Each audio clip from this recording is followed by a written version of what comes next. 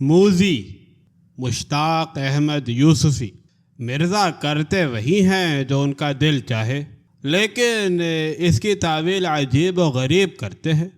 صحیح بات کو غلط دلائل سے ثابت کرنے کا یہ ناقابل رشک ملکہ شاذ و نادر ہی مردوں کے حصے میں آتا ہے۔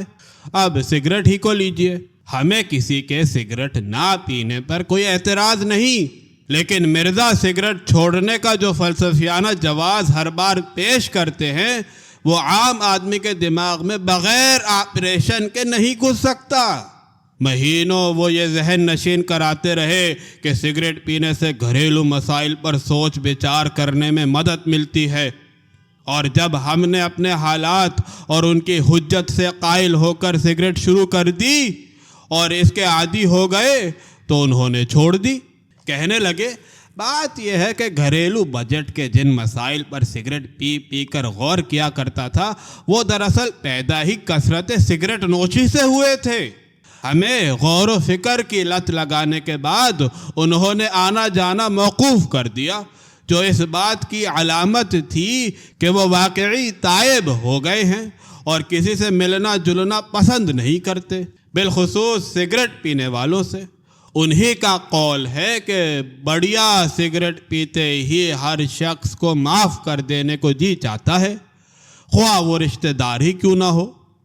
میں گیا بھی تو کھچے کھچے رہے، اور چند دن بعد ایک مشترکہ دوست کے ذریعے کہلوایا کہ اگر میں نے بر بنائے مجبوری سگریٹ پینے کی قسم کھا لی تھی تو آپ سے اتنا بھی نہ ہوا کہ زبردستی پلا دیتے۔ میں ہوں مجبور مگر آپ تو مجبور نہیں۔ 7 مہینے تک سگریٹ اور سوسائٹی سے اجتناب کیا، لیکن خدا بڑا مسبب الاسباب ہے۔ آخر ایک دن جب وہ وعظ سن کر خوش خوش گھر لوٹ رہے تھے تو انہیں بس میں ایک سگریٹ لائٹر پڑا مل گیا، چنانچہ پہلے ہی بس سٹاپ پر اتر پڑے اور لپک کر گولڈ فلیک سگریٹ کا ڈبہ خریدا۔ ہمیں اس واقعے پر قطعاً تعجب نہیں ہوا، اس لیے کہ گزشتہ کرسمس پر انہیں کہیں سے نائلون کے موزے 4 آنے رعایت سے مل گئے تھے، جن کو میچ کرنے کے لیے انہیں ایک دوست سے قرض لے کر پورا سوٹ سلوانا پڑا۔ سگریٹ اپنے جلتے ہوئے ہونٹوں میں دبا کر لائٹر جلانا چاہا تو معلوم ہوا کہ اندر کے تمام پرزے غائب ہیں۔ اب ماچس خریدنے کے علاوہ کوئی چارہ نہیں رہا۔ ہم نے اکثر یہی دیکھا کہ مرزا پیمبری لینے کو گئے اور آگ لے کر لوٹے، اور دوسرے دن اچانک غریب خانے پر گاڑے گاڑے دھوئیں کے بادل چھا گئے، جن میں سے مرزا کا مسکراتا ہوا چہرہ رفتہ رفتہ طلوع ہوا۔ گلے شکوے تمام ہوئے تو نتنوں سے دھواں خارج ہوتے ہوئے بشارت دی کہ سگریٹ میرے لیے معجب نشاط نہیں، ذریعہ نجات ہے۔ اتنا کہہ کر انہوں نے چٹکی بجا کے اپنے نجات دہندہ کی راکھ جھاڑی اور قدرے تفصیل سے بتانے لگے کہ سگریٹ نہ پینے سے حافظے کا یہ حال ہو گیا تھا کہ ایک رات پولیس نے بغیر بتی کے سائیکل چلاتے ہوئے پکڑ لیا تو اپنا صحیح نام اور ولدیت تک نہ بتا سکا، اور بفضل ہی اب یہ عالم ہے کہ ایک ہی دن میں آدھی ٹیلی فون ڈائریکٹری حفظ ہو گئی۔ مجھے لاجواب ہوتا دیکھ کر انہوں نے فاتحانہ انداز سے دوسری سگریٹ سلگائی، ماچس احتیاط سے بجھا کر ہونٹوں میں دبا لی اور سگریٹ ایش ٹرے میں پھینک دی۔ کبھی وہ اس خوشی میں سگریٹ پیتے ملیں گے کہ آج رمی میں جیت کر اٹھے ہیں، اور کبھی بلکہ اکثر و بیشتر اس تقریب میں کہ آج تو بالکل کھک ہو گئے۔ ان کا دوسرا دعویٰ تسلیم کر لیا جائے کہ سگریٹ سے غم غلط ہوتا ہے تو ان کے غموں کی مجموعی تعداد بشرح 50 غم یومیہ 18,000 سالانہ کے لگ بھگ ہوگی، اور بعض غم تو اتنے ضدی ہوتے جا رہے ہیں کہ جب تک 3-4 سگریٹوں کی دھونی نہ دی جائے ٹلنے کا نام نہیں لیتے۔ انہیں عبرت دلانے کے ارادے سے میں نے بادشاہ متری دیتس ششم کا قصہ سنایا، جو یوں ہے کہ جب اس کو ہمہ وقت یہ اندیشہ لاحق رہنے لگا کہ موقع پا کر کوئی بدخواہ اسے زہر کھلا دے گا تو اس نے خود ہی روزانہ تھوڑا تھوڑا زہر کھانا شروع کر دیا۔ تاکہ خون اور قوا عادی ہو جائیں، اور وہ اس حفظ ما تقدم میں اس حد تک کامیاب ہوا کہ جب حالات سے مجبور ہو کر اس نے واقعی خودکشی کرنے کی کوشش کی تو زہر بالکل بے اثر ثابت ہوا، اور اس نے بمشکل تمام اپنے ایک غلام کو خنجر گھونپنے پر رضامند کیا۔ بولے، ناحق بیچارے غلام کو گنہگار کیا، اگر خودکشی ہی کرنا تھی تو زہر کھانا بند کر دیتا، چند ہی گھنٹوں میں تڑپ تڑپ کر مر جاتا۔ لیکن جو احباب ان کی طبیعت کے اتار چڑھاؤ سے واقف ہیں وہ جانتے ہیں کہ ان کے یہ غم ابدی اور آفاقی ہوتے ہیں، جن کا سگریٹ تو درکنار حقے سے بھی علاج نہیں ہو سکتا۔ میں نے اکثر انہیں اس غم میں سگریٹ کے کش پر کش لگاتے دیکھا ہے کہ سوئی گیس کا ذخیرہ 100 سال میں ختم ہو گیا تو ان کی اپنی ملازمت کا کیا ہوگا؟ یا 1,00,000 سال بعد انسان کے سر پر بال نہ ہوں گے تو حجاموں اور سکھوں کا کیا حشر ہوگا؟ اور جب سورج 50 ارب سال بعد بالکل ٹھنڈا پڑ جائے گا تو ہم گھپ اندھیرے میں صبح کا اخبار کیسے پڑھیں گے؟ ایک دفعہ تو سب کو یقین ہو گیا کہ مرزا نے واقعی سگریٹ چھوڑ دی، اس لیے کہ مفت کی بھی نہیں پیتے تھے، اور ایک ایک سے کہتے پھرتے تھے کہ اب تو بھولے سے بھی سگریٹ کا خیال نہیں آتا، بلکہ روزانہ خواب میں بھی سگریٹ بجھی ہوئی ہی نظر آتی ہے۔ میں نے دریافت کیا کہ اب کی دفعہ کیوں چھوڑی؟ ہوا میں پھونک سے فرضی دھوئیں کے مرغولے بناتے ہوئے بولے، یوں ہی بیٹھے بیٹھے خیال آیا کہ جو روپیہ سگریٹ میں پھونک رہا ہوں اس سے اپنی زندگی کا بیمہ کرایا جا سکتا ہے، کسی بیوہ کی مدد ہو سکتی ہے۔ مرزا، بیمے میں چندہ مذائقہ نہیں، لیکن جب تک نام پتہ معلوم نہ ہو یہ بیوہ والی بات میری سمجھ میں نہیں آئے گی۔ پھر یوں سمجھ لو کہ بیمے سے اپنی ہی بیوی کی امداد ہو سکتی ہے۔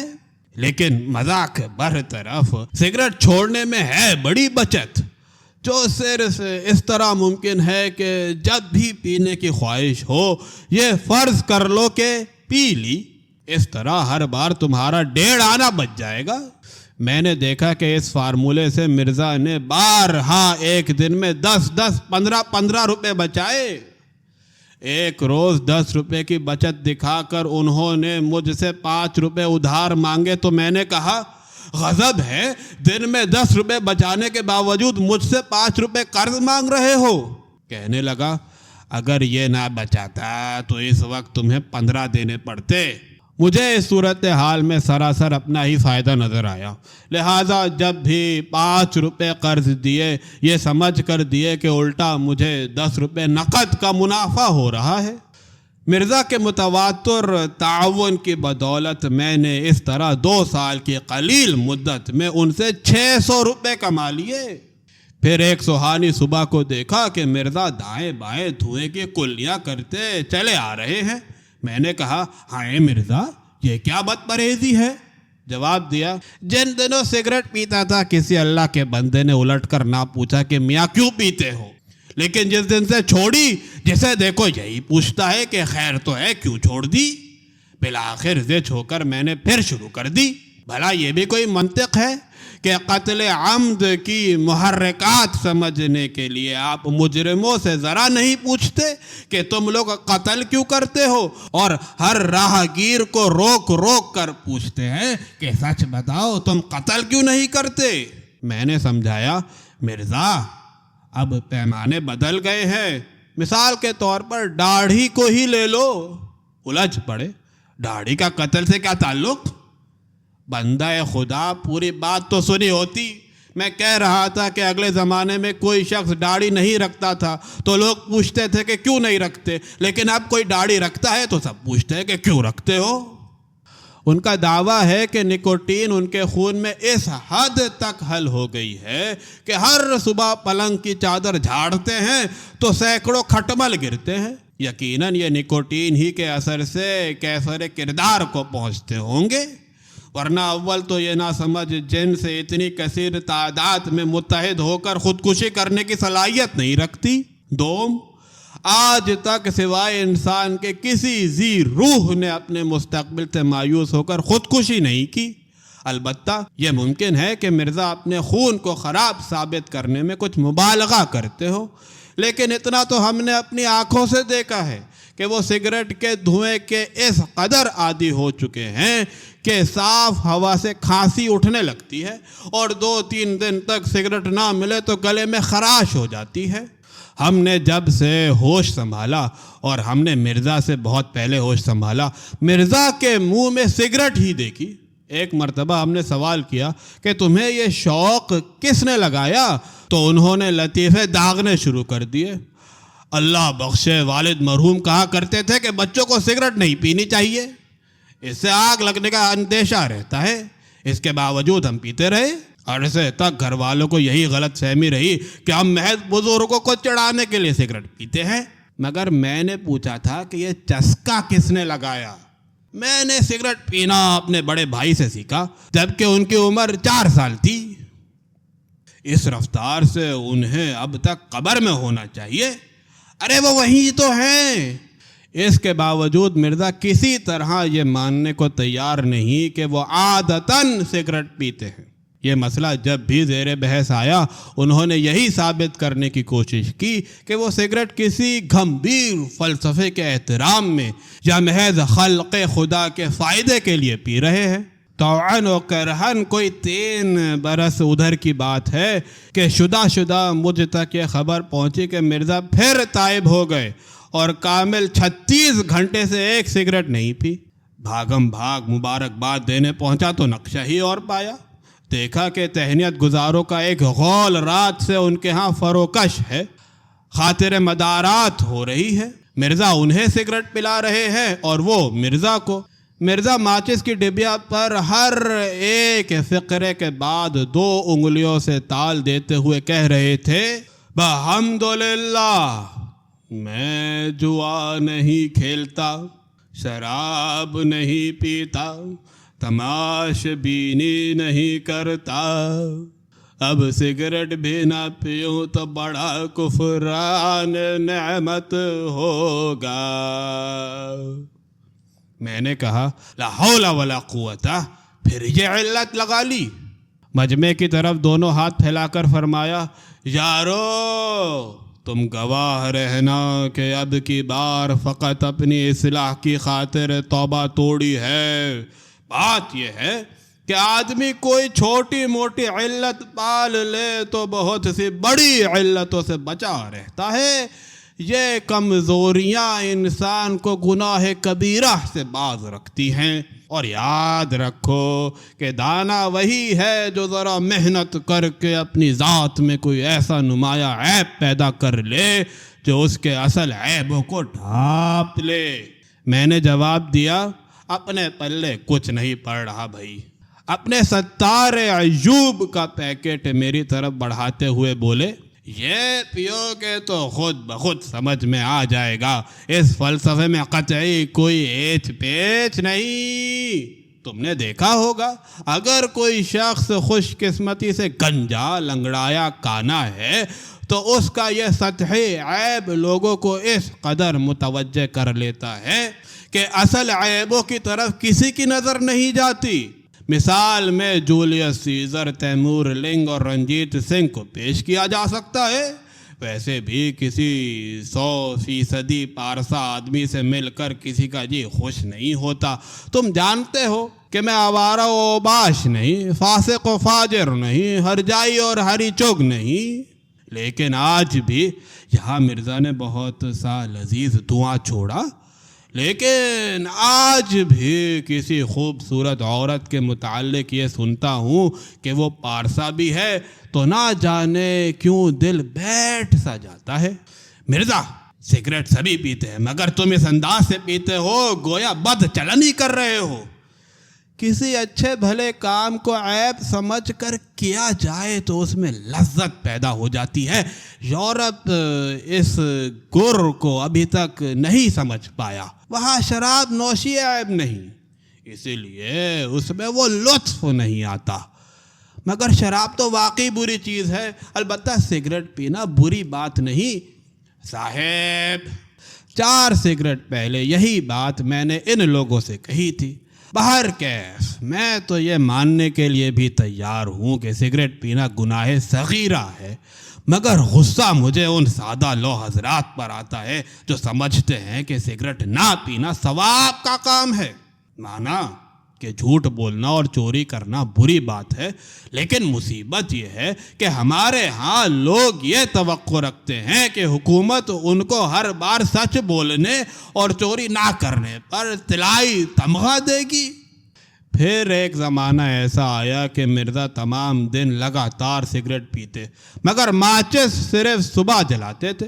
شمار یاد نہیں، لیکن ان کا اپنا بیان ہے کہ آج کل ایک دن میں 20 فٹ سگریٹ پی جاتا ہوں، اور وہ بھی اس شکل میں کہ سگریٹ عموماً اس وقت تک نہیں پھینکتے جب تک انسانی کھال جلنے کی چراند نہ آنے لگے. آخر ایک دن مجھ سے ضبط نہ ہو سکا اور میں نے آنکھوں میں آنکھیں ڈال کر کہا کہ مرزا آخر کیا ٹھانی ہے؟ میری آنکھوں میں دھواں چھوڑتے ہوئے بولے، کیا کروں، یہ موذی نہیں مانتا. مرزا اپنے نفس امارہ کو، جس کا محل وقوع ان کے نزدیک گردن کے جنوب مغربی علاقے میں ہے، اکثر اسی نام سے یاد کرتے، چمکارتے اور للکارتے ہیں. میں نے کہا، فرائڈ کے نظریے کے مطابق سگریٹ پینا ایک رجعتی اور بچگانہ حرکت ہے. جنسی لحاظ سے ناآسودہ افراد سگریٹ کے سرے کو غیر شعوری طور پر نپل کا نعم البدل سمجھتے ہیں، مگر فرائڈ تو انسانی دماغ کو نافع ضمیمہ سمجھتا ہے.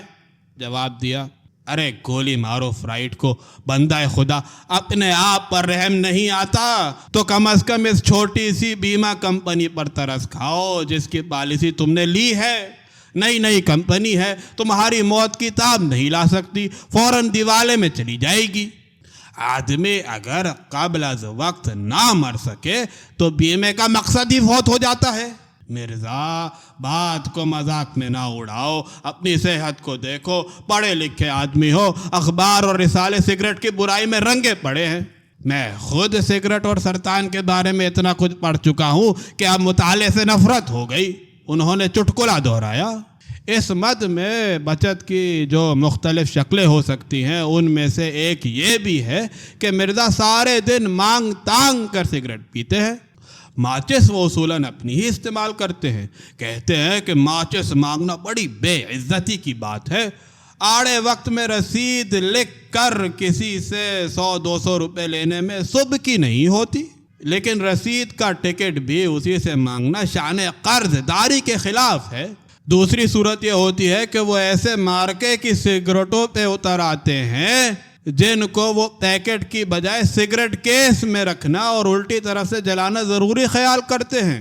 لیکن 9-10 ماہ بیشتر جب موذی اس طرح بھی باز نہ آیا تو مرزا نے تیسرا اور آخری حربہ استعمال کیا، یعنی سگار پینا شروع کر دیا، جو ان کے ہاتھ میں چھڑی اور منہ میں نفیری معلوم ہوتا تھا. پینے بلکہ نہ پینے کا انداز یہ تھا کہ ڈرتے ڈرتے 2-3 اوپری کش لے کر احتیاط سے بجھا دیتے اور 1-1.5 گھنٹے بعد اوسان درست ہونے پر پھر جلا لیتے تھے. ان کا عقیدہ ہے کہ اس طریقہ استعمال سے طلب بھی مٹ جاتی ہے اور سگار کی عمر بڑھ جاتی ہے. سو الگ یہاں اتنا اور عرض کر دوں تو نامناسب نہ ہوگا کہ انہوں نے اپنی جوانی کو بھی اسی طرح سیت کر رکھنا چاہا، اس لیے قبل از وقت بوڑھے ہو گئے. چنانچہ ایک ہی سگار کو دن بھر آف اور آن کرتے رہتے، پھر چراغ جلے اسی کو ٹیکتے ہوئے کافی ہاؤس پہنچ جاتے. خلق خدا ان کو غائبانہ کیا کہتی ہے اس پر انہوں نے کبھی غور نہیں کیا. لیکن ایک دن دعا منہ کا منہ میں رہ گیا جب انہیں اچانک یہ پتہ چلا کہ ان کا جلتا بجھتا سگار اب ایک طبقاتی علامت سنبل بن چکا ہے. ہوا یہ کہ کافی ہاؤس کے ایک نیم تاریک گوشے میں آغا عبدالعلیم جامع منہ لٹکائے بیٹھے تھے. مرزا کہیں پوچھ بیٹھے کہ آغا آج بجھے سے کیوں ہو؟ آغا نے اپنی خیریت اور دیگر احوال سے یوں آگاہی بخشی، شام ہی سے بجھا سا رہتا ہے، دل ہوا ہے سگار مفلس کا. ایک ایسی ہی اداس شام کی بات ہے، مرزا کافی ہاؤس میں موذی سے بڑی بے جگری سے لڑ رہے تھے اور سگار کے یوں کش لگا رہے تھے کہ گویا کسی راکشس کا دم نکال رہے ہیں۔ میں نے دل بڑھانے کو کہا، تم نے بہت اچھا کیا کہ سگریٹ کا خرچ کم کر دیا، روپے کی قوت خرید روز بروز گھٹ رہی ہے، دور اندیشی کا تقاضا ہے کہ خرچ کم کرو اور بچاؤ زیادہ۔ سگار کو سپیرے کی پونگی کی مانند دھونکتے ہوئے بولے، میں بھی یہی سوچ رہا تھا کہ آج کل ایک آنے میں ایک سالم سگریٹ مل جاتی ہے، 10 سال بعد آدھی ملے گی۔ میں نے بات آگے بڑھائی، لیکن ہم یہی ایک آنا آج پس انداز کر لیں تو 10 سال بعد معسود 2 آنے ہو جائیں گے، اور اس دونی سے ہم ایک سالم سگریٹ خرید سکیں گے جو آج صرف ایک آنے میں مل جاتی ہے۔ جملہ مکمل کرتے ہی مرزا نے اپنا جلتا ہوا عصا زمین پر دے مارا۔ چند لمحوں بعد جب دھوئیں کے بادل چھٹے تو مرزا کے اشارے پر ایک بیرا پلیٹ میں سگریٹ لیے نمودار ہوا اور مرزا ایک آنے میں 2 آنے کا مزہ لوٹنے لگا۔ پندار کا غم کدا ویراں کیے ابھی 3 ہفتے بھی نہ گزرے ہوں گے کہ کسی نے مرزا کو پٹی پڑھا دی کہ سگریٹ ترک کرنا چاہتے ہو تو حقہ شروع کر دو۔ ان کے لیے یہ ہومیوپیتھک مشورہ کچھ ایسا نیا بھی نہ تھا، کیونکہ ہومیوپیتھی کا بنیادی اصول یہ ہے کہ چھوٹا مرض دور کرنے کے لیے کوئی بڑا مرض کھڑا کر دو۔ چنانچہ مریض نزلے کی شکایت کرے تو دوا سے نمونیا کے اسباب پیدا کر دو، پھر مریض نزلے کی شکایت نہیں کرے گا، ہومیوپیتھی کی کرے گا۔ بہرحال مرزا نے حقہ شروع کر دیا، اور وہ بھی اس اہتمام سے کہ گھنٹوں پہلے پیتل سے منڈی ہوئی چلم اور نقشین فرشی لیمو اور کپڑے سے اتنی رگڑی جاتی کہ جگر جگر کرنے لگتی، نیچے ہار کے غلاب میں تر کیا جاتا، نئے پر موتیا کے ہار لپیٹے جاتے، مہنال کیوڑے میں بسائی جاتی۔ ایک حقہ بھی قضا ہو جاتا تو ہفتوں اس کا افسوس کرتے رہتے۔ بندہ ہوا معمول تھا کہ پینے سے پہلے 4-5 منٹ تک قوام کی تعریف کرتے اور پینے کے بعد گھنٹوں ڈیٹول سے کلیاں کرتے۔ اکثر دیکھا کہ حقہ پیتے جاتے اور کھانستے جاتے، اور کھانسی کے مختصر وقفے میں سگریٹ کی برائی کرتے جاتے۔ فرماتے تھے کہ کسی دانا نے سگریٹ کی کیا خوب تعریف کی ہے، ایک ایسا سلگنے والا بدبودار مادہ جس کے ایک سرے پر آگ اور دوسرے پر احمق ہوتا ہے۔ لیکن مشرقی پیچوان میں اس امر کا خاص لحاظ رکھا جاتا ہے کہ کم سے کم جگہ گھیر کر تمباکو کو زیادہ سے زیادہ فاصلے پر کر دیا جائے۔ میں نے کہا، یہ سب درست، مگر اس کا پینا اور پلانا درد سر یہ بھی تو ہے، اس سے بہتر تو پائپ رہے گا، تند بھی ہے اور سستا کا سستا۔ چلم کے انگاروں کو دہکاتے ہوئے بولے، بھائی اس کو بھی آزما چکا ہوں، تمہیں شاید معلوم نہیں کہ پائپ میں تمباکو سے زیادہ ماچس کا خرچ بیٹھتا ہے، ورنہ یہ بات ہرگز نہ کہتے۔ 2 ماہ قبل ایک انگلش پائپ خرید لیا تھا، پہلے ہی روز نہارمو ایک گھونٹ لیا تو پیٹ میں ایک غیبی گھوسا سا لگا، آنکھ میچ کے 2-4 گھونٹ اور لیے تو باقاعدہ باکسنگ ہونے لگی۔ اب اس پائپ سے بچیاں اپنی گوڑیوں کی شادی میں شہنائی بجاتی ہیں۔